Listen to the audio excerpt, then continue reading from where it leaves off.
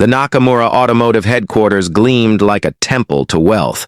Floor-to-ceiling windows, Italian marble floors, and a showroom filled with luxury vehicles that cost more than most people earned in a lifetime. Raj Sharma wiped his grease-stained hands on his coveralls and tried not to feel out of place as he wheeled his tool cart through the service entrance. He was here for one reason, an emergency engine repair on a rare vintage Nissan Skyline that had broken down during a corporate event. The dealership's regular mechanics had looked at it and declared it beyond their expertise. Someone had remembered that Raj, who worked at a small independent garage across town, had a reputation for solving impossible problems. What they hadn't mentioned was that the car belonged to Kenji Nakamura himself, the billionaire CEO of Nakamura Automotive's entire Asia-Pacific division. "You're the mechanic?" A woman in an impeccable cream suit appeared, her expression skeptical as she took in Raj's oil-stained shirt and worn work pants. She spoke in rapid Japanese to the men behind her, and though Raj understood every word, he kept his expression neutral. "He looks like he just crawled out from under a truck," one of the executives muttered in Japanese. "Did anyone verify his credentials?" another asked. "Nakamura-san will be furious if this man damages the Skyline." The woman, apparently the operations director, turned back to Raj and spoke in heavily accented English. "You fix engine? Understand?" Raj nodded politely. "Yes, ma'am, I understand." She led him into the main showroom, where a gleaming white 1973 Skyline GTR sat on a platform, its hood already open. Around it stood at least a dozen people in expensive suits, executives, engineers, and in the center, a distinguished man in his 60s, with silver hair and sharp eyes that missed nothing. "Kenji Nakamura." The billionaire was speaking in rapid Japanese, gesturing at the engine with obvious frustration. "This car has been in my family for 40 years. My father bought it new. It's irreplaceable. And these fools want me to believe this. This local mechanic can fix what trained engineers cannot?" "Nakamura-san, he comes highly recommended," the operations director said nervously in Japanese. "The repair shop said he's solved problems that seemed impossible." "Fine. But I want to watch.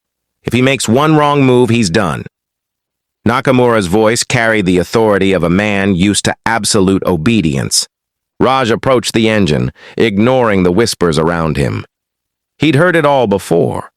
The assumptions, the condescension, the surprise that a man with brown skin and calloused hands could possibly understand complex machinery. Let them think what they wanted. The engine would tell him everything he needed to know. He spent 10 minutes examining the inline six, running his fingers along connections, listening to the silence where sound should be, checking tolerances and clearances with instruments from his tool cart. The executives grew restless, checking their watches, muttering to each other in Japanese. "He's just standing there," one complained. "Does he even know what he's looking at?" "Maybe we should call the dealership in Tokyo," another suggested. Raj continued his examination, unbothered. Then he found it. A hairline crack in the fuel distributor housing, nearly invisible, but enough to cause a pressure leak that would prevent the engine from running properly. It was a part that hadn't been manufactured in 30 years. He straightened, turned to face the group, and spoke clearly in perfect, formal Japanese. "Nakamura-san, I've found the problem. There's a crack in the fuel distributor housing. The part is no longer manufactured, but I can fabricate a repair using a specialized welding technique and pressure testing. It will take approximately 4 hours and will restore the engine to full functionality." The showroom went dead silent. Every executive's mouth fell open. The operations director actually stumbled backward, and Kenji Nakamura's eyes widened in complete shock. "You speak Japanese," Nakamura said, his voice barely above a whisper. "Hi, Nakamura-san," Raj replied, maintaining the respectful formal register. "I apologize for not mentioning it earlier.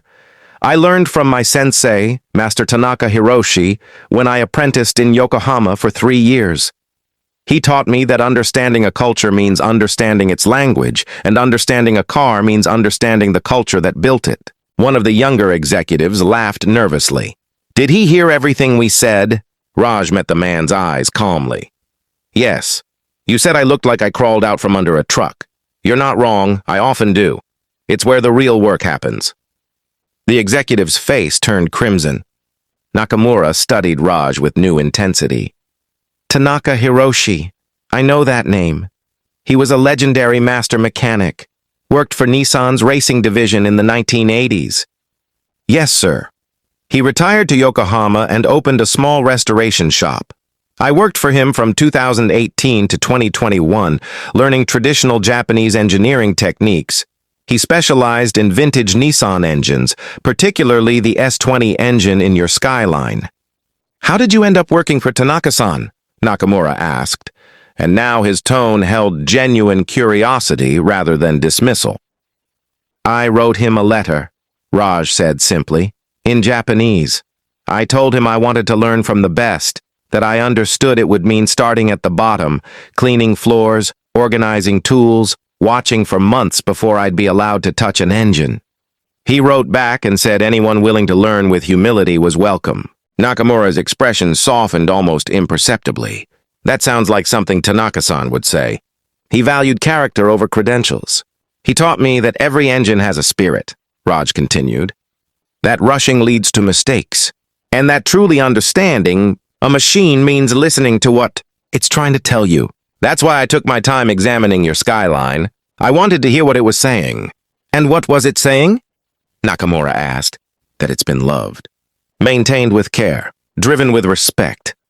Raj gestured to the engine. The crack in the distributor housing happened. Because of metal fatigue. Unavoidable. After 50 years. But everything else shows meticulous maintenance. Whoever has cared for this car understood its value. My father maintained it until he died, Nakamura said quietly. Then I took over. This car represents his legacy, his belief that quality and craftsmanship matter more than profit margins. Raj bowed respectfully. Your father had wisdom. And Tanaka-sensei would say that this car carries his spirit. It would be my honor to help preserve it. Nakamura turned to his operations director and spoke in Japanese. Clear the showroom. Give this man the space and time he needs, and bring him whatever tools or materials he requires. But Nakamura-san, we have the board meeting. Cancel it. I'm staying to watch a masterwork. Nakamura pulled over a chair and sat down. Proceed, Sharma-san. Over the next 4 hours, Raj worked with focused precision while Kenji Nakamura watched in silence. The executives had been dismissed, leaving just the two of them in the vast showroom, a billionaire and a mechanic. Separated by wealth but connected by respect for craftsmanship, Raj fabricated a repair sleeve for the cracked housing, using a tungsten welding technique Tanaka had taught him. He pressure tested each connection, adjusted fuel mixture ratios, and calibrated timing with the patience of a watchmaker. As he worked, he explained each step in Japanese, and Nakamura listened with the attention of a student.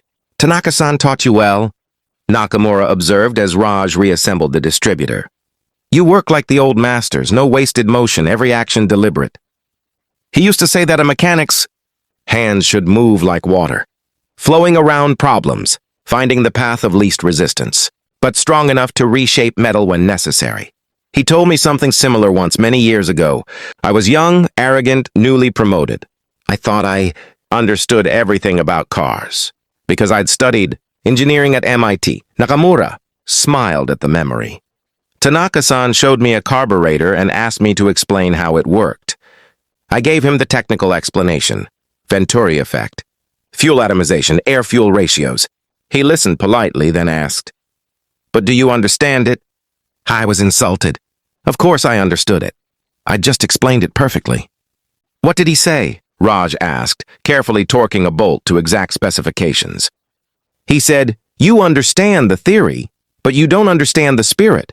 Theory tells you how something should work. Spirit tells you how it actually works, the personality of each engine, the quirks, the ways it communicates problems before they become failures. Then he made me spend 3 months doing nothing but listening to engines. Just listening. No tools, no repairs, only listening. Did you learn to hear them? Eventually. And it changed everything. Changed how I ran this company, how I made decisions, how I led people. Nakamura leaned forward. That's why I'm sitting here now, watching you. Because when you examined my father's car, you listened first. Most mechanics would have started replacing parts immediately, throwing solutions at the problem until something worked. But you listened. You understood. Raj finished the final adjustment and stepped back. Ready to test, Nakamura-san? Nakamura stood, approached the car with something approaching reverence. He slid into the driver's seat, his hands resting on the steering wheel for a moment before turning the key. The S-20 engine roared to life, not the rough misfiring sound from before, but a perfect, harmonious symphony of mechanical precision. The deep rumble filled the showroom, and Raj saw tears glisten in Nakamura's eyes. The billionaire let the engine run for a full minute before shutting it off. When he emerged from the car, his composure was back in place, but something had shifted in his expression. Sharma-san, how much do I owe you for this repair? My shop charges $300 for emergency service calls plus parts and labor. Given the specialized nature of the repair, probably $600 total. Nakamura pulled out his phone, typed something, and within seconds, Raj's phone buzzed. He checked it and nearly dropped it. A transfer notification, $50,000. Nakamura-san, this is too much. That's not payment for the repair, Nakamura interrupted. That's a signing bonus. I'm offering you a position as master technician for our vintage restoration division. Salary of $150,000 per year, full benefits, and the resources to work on the finest cars in our collection. You'll train our engineers in the old techniques, the ones being lost as the masters retire or die. You'll help preserve automotive history. Raj stared at him.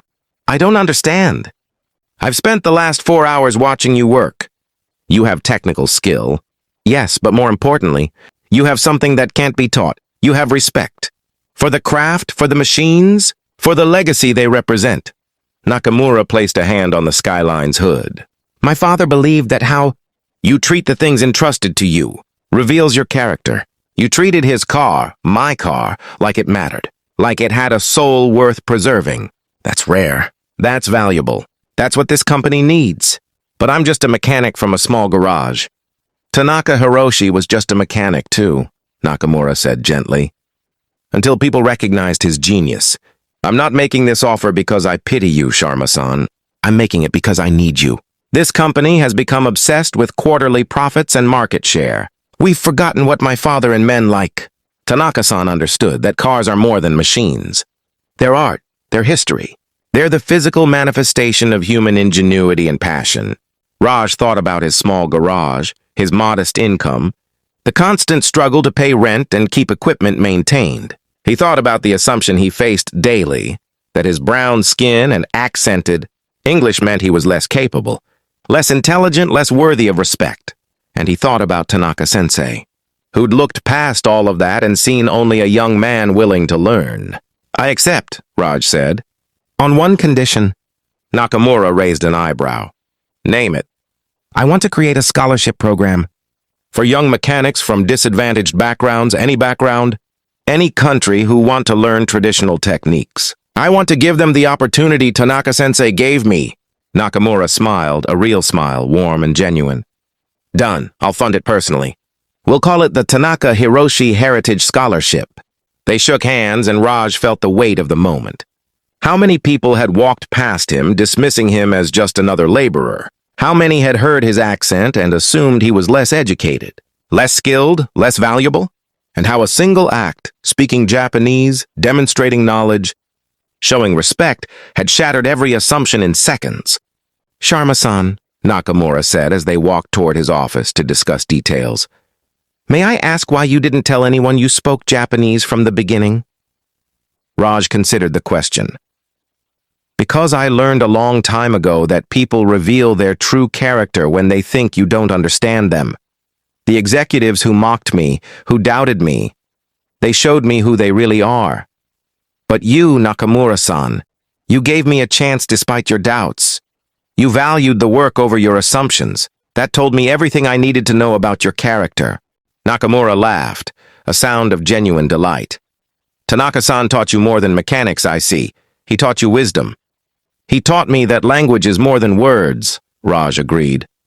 There's the language we speak and the language we embody. Respect, humility, dedication. Those are languages everyone understands, even without words. Then welcome to Nakamura Automotive, Sharma-san. I think you're going to teach us all something valuable. As they disappeared into the executive offices, the Skyline sat cooling on the showroom floor, its engine purring softly, a 50-year-old machine brought back to life by a poor mechanic who'd shocked a billionaire simply by refusing to be invisible.